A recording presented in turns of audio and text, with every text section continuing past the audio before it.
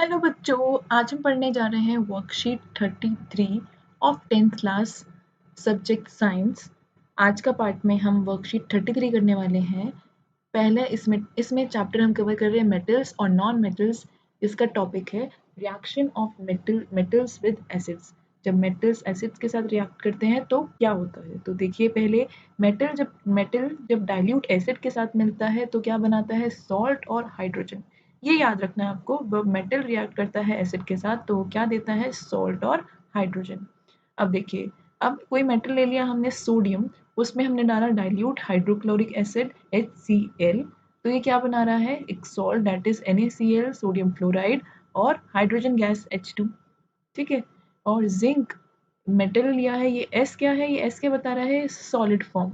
और hydrochloric acid कौन सा है, डाइल्यूट का, उसमें हमने डाला तो ये क्या बना दिया इसने, सॉल्ट, जो कि है जिंक क्लोराइड, एक्वस है ये, और हाइड्रोजन गैस भी रिलीज हुई है। ठीक है।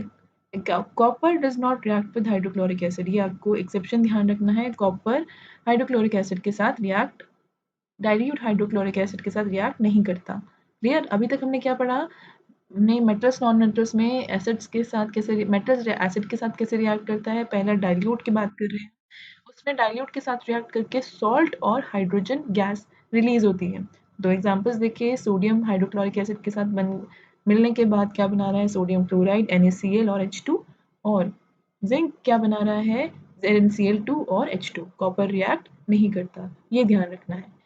Next, hydrogen gas is not evolve when a metal reacts with nitric acid. जब कोई भी मेटल नाइट्रिक एसिड के साथ रिएक्ट करता है तो हाइड्रोजन गैस इवॉल्व नहीं होती।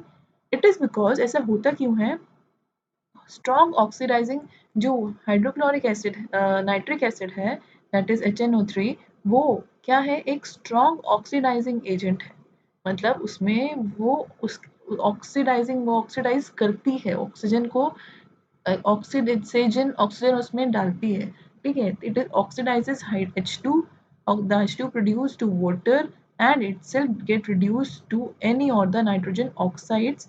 अब वो क्या करती है, H2, इट ऑक्सीडाइजेस H2, जो H2 प्रोड्यूस होता है उसको ऑक्सीडाइज करके, अब H2 के साथ ऑक्सीजन आ जाएगा तो क्या बन जाएगा, वाटर, और खुद वो रिड्यूस होकर के नाइट्रोजन ऑक्साइड बना देती है, जैसे कि N2O, NO या फिर NO2। ये तीन अलग अलग फॉर्म है नाइट्रोजन ऑक्साइड की। बट मैग्नीशियम या फिर मैग्नीज, ये रिएक्ट करते हैं with very dilute hydrochloric hydro nitric acid to involve H2 gas, ये दोनों तो रिएक्ट कर लेते हैं। क्लियर। अब नेक्स्ट, Mg, और इसमें एग्जांपल दिया हुआ है, ये जब नाइट्रिक एसिड के साथ रिएक्ट कर रहे हैं तो क्या बना रहे हैं, MgNO3 2 एंड वही सेम MnNO3 2, और दोनों में हाइड्रोजन गैस भी इवॉल्व हो रही है। Now, reaction of metal with solution of other metal salts। Metal A जब सॉल्ट सॉल्यूशन ऑफ B के साथ रिएक्ट कर रहा है तो क्या बना रहा है, सॉल्ट सॉल्यूशन ऑफ A, और साथ में क्या हो गया, मेटल B। उल्टा, कंप्लीटली अपोजिट। जैसे देखिए, इसमें FeCSO4 के साथ रिएक्ट कर रहा है तो CO हटा के ये क्या बन गया, FeSO4 और Cu। तो वैसे Cu जब AgNO3 के साथ रिएक्ट कर रहा है तो Ag हटा के क्या हो गया, CuNO3 और Ag अलग। ऐसे ये मेटल्स कैसे होते हैं, बहुत नॉट इक्वली इन द, ज़्यादातर सारे मेटल्स सेम रिएक्टिव नहीं होते, कुछ ज़्यादा रिएक्टिव होते हैं और कुछ कम रिएक्टिव होते हैं। हम चेक करते हैं उसकी reactivity of various metals with oxygen, water और एसिड्स, एंड वी फाइंड कि वो metals do not react with this reagents. हम देखते हैं कि वो कैसे रिएक्ट कर पा रहे हैं ऑक्सीजन, वाटर और एसिड्स पे टेस्ट करके, तो उन मेटल्स को रिएक्ट करवा के। अब देखिए, जब आयरन कॉपर के साथ रिएक्ट कर रहा है, कॉपर सल्फेट के साथ, तो वो आयरन सल्फेट FeSO4 बना रहा है और CO अलग हो जाएगा। इसमें देखिए यहाँ पर जो एक डायग्राम गिवन है, इस डायग्राम को एक्सप्लेन करती हूँ मैं आपको। इस डायग्राम में क्या गिवन है कि आपको यहाँ पर इधर क्या, किसका सॉल्यूशन है, कॉपर सल्फेट का। आपने यहाँ पर क्या डाला, एक आयरन का नेल। अब ये टेस्ट ट्यूब के अंदर और थ्रेड से हमने इसको पकड़ा हुआ है। अब इधर क्या हुआ, वही टेस्ट ट्यूब में अब कॉपर सल्फेट से क्या बन गया है, वो आयरन सल्फेट, और यहाँ पर उस आयरन फिलिंग पर किसकी कोटिंग हो गई है, कॉपर वायर, मतलब यहाँ पर ये कॉपर आ गया। अब टेस्ट ट्यूब, ये पूरा टेस्ट ट्यूब स्टैंड के अंदर ये रखा हुआ है, और ये नील किसकी थी, आयरन नील थी। तो बेसिकली हुआ क्या, यहाँ पर copper sulphate, copper sulphate solution बन गया, आयरन सल्फेट सॉल्यूशन, और कॉपर अलग हो गया। क्लियर, यहाँ पर आयरन में आयरन सल्फेट हो गया और कॉपर सल्फेट किस में बन गया, सिर्फ कॉपर में। बेसिकली उस रिएक्टिव मेटल ने उसको रिप्लेस कर दिया। अब रिएक्टिव कैसे पता चलेगा, ये आप रिएक्टिविटी सीरीज से देखिए। रिएक्टिविटी सीरीज क्या है, एक लिस्ट ऑफ मेटल्स है जो कि एक डिक्रीजिंग ऑर्डर में लिखी हुई है, मतलब सबसे पहले सबसे ज़्यादा रिएक्टिव और सबसे नीचे सबसे लीस्ट रिएक्टिव, सबसे ऊपर मोस्ट और सबसे नीचे लीस्ट, ऐसे नीचे जा रहे हैं तो रिएक्टिविटी क्या हो रही है, कम होती जा रही है। ठीक है, तो ये सीरीज आपको याद रखनी है। Potassium, sodium, calcium, magnesium, aluminium, zinc, iron, lead, hydrogen, copper, mercury, silver, gold. ज़्यादा नहीं है, बहुत इतने हार्डली, लाइक हम अगर इसको काउंट करें तो 3, 3, 6 एंड 9 एंड 12 ऑल अराउंड 11 है, आप याद कर सकते हैं इजीली। ठीक है, सबसे ज़्यादा रिएक्टिव क्या है, पोटेशियम, और सबसे लीस्ट रिएक्टिव कौन सा है, गोल्ड। ठीक है, while metals from magnesium to lead can react with acids, अगर हम इसमें बीच में बात करें मैग्नीशियम से लेकर के लेड तक, ये जो मेटल्स हैं मैग्नीशियम, एल्यूमिनियम, जिंक, आयरन और लेड, ये एसिड्स के साथ रिएक्ट कर सकते हैं। और metals from copper to gold are highly unreactive and don't react with any other substance in normal condition. जो कॉपर से लेकर के गोल्ड तक है ये बहुत अनरिएक्टिव होते हैं, ये वाले अनरिएक्टिव होते हैं, और ये नॉर्मल कंडीशंस में तो किसी के साथ भी रिएक्ट नहीं करते। यही रीज़न है ज़्यादातर metals like gold don't get corrode easily and don't form oxide, यही रीज़न है।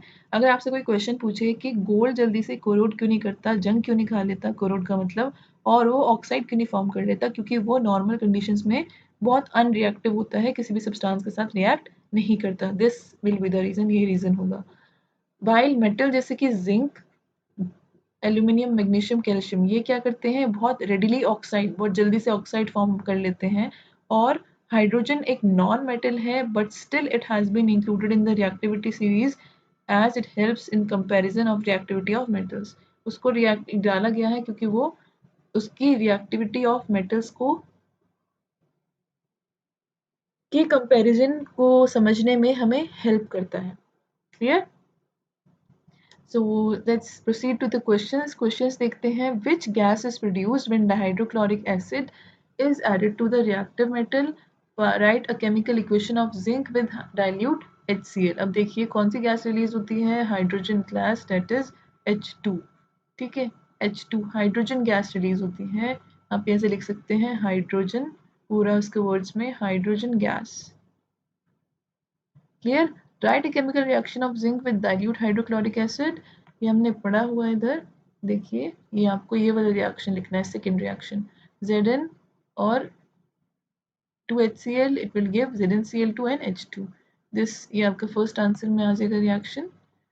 ठीक है, then what happens when copper reacts with silver nitrate solution, जब कॉपर सिल्वर नाइट्रेट सॉल्यूशन के साथ रिएक्ट करता है तो क्या होता है, तो वो कॉपर नाइट्रेट सॉल्यूशन बना देता है और सिल्वर अलग सॉलिड फॉर्म में सेपरेट हो जाता है। This will be the answer along with the reaction, ये होगा आंसर इसका, ये रिएक्शन लिखना है आपको इसके आंसर में कि when copper reacts with silver nitrate solution it will form, आप लिखेंगे it will form copper nitrate solution and separate silver.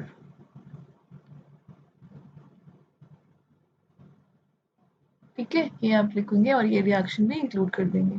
Next, solution of copper sulfate is kept in iron pot a few days. Iron pot is found to be a number of holes. Write the number of liquefaction and reaction took place. हमें बताना है क्या reaction हुआ, तो ये वाला आपका reaction हुआ। ठीक है, ये आंसर आएगा इसमें। ठीक है, इस क्वेश्चन में आपका ये वाला रिएक्शन है answer. Now use the table above to answer the following questions about the metal A, B and D। ये आपको A, B, C, D metal के बारे में बता रखा है। आयरन सल्फेट में नो रिएक्शन, कॉपर सल्फेट में डिस्प्लेसमेंट, बी में डिस्प्लेसमेंट नो रिएक्शन। सो इसके बारे में बताएंगे। Which is the most reactive metal, इनमें से सबसे ज़्यादा रिएक्टिव मेटल कौन सा होगा वो बताना है। देखिए इनमें डी में तो कोई रिएक्शन हो ही नहीं रहा, no reaction no reaction no reaction no reaction.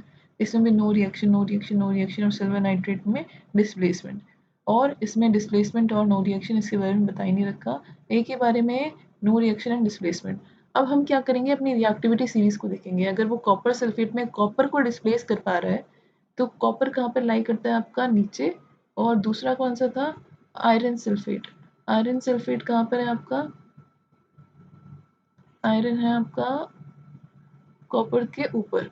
ठीक है, तो ज़्यादा रिएक्टिव कौन सा होगा, आयरन को डिस्प्लेस करने वाला, ना कि कॉपर को डिस्प्लेस करने वाला। और एक और भी था डिस्प्लेसमेंट सबसे लास्ट में सी में, ये वाला। तो ये तो सिल्वर नाइट्रेट में कर पा रहा है, मतलब सिल्वर को डिस्प्लेस कर पा रहा है, और सिल्वर इन तीनों में सबसे नीचे है। तो सबसे ज़्यादा रिएक्टिव कौन सा होगा, आयरन को डिस्प्लेस करने वाला। और वो कौन सा मेटल है आयरन को डिस्प्लेस करने वाला, डेट इज बी। तो फर्स्ट पार्ट का आंसर मोस्ट रिएक्टिव इनमें से होगा बी। क्लियर, इसलिए आपकी रिएक्टिविटी सीरीज आपको याद करना इंपॉर्टेंट है। What would be observe if B is added to the solution of copper sulphate. अगर बी को मैं कॉपर सल्फेट में डाल दूंगी तो क्या होगा, आयरन को डिस्प्लेस कर पा रहा है तो कॉपर को भी डिस्प्लेस कर देगा। तो यहाँ पे आप लिखोगे यस, यस नहीं, हाँ ना तो पूछा ही नहीं है। आप लिखोगे it will displace copper from copper sulphate solution. ठीक है, ये लिखोगे आप। Arrange this ABCD in the order of decreasing reactivity.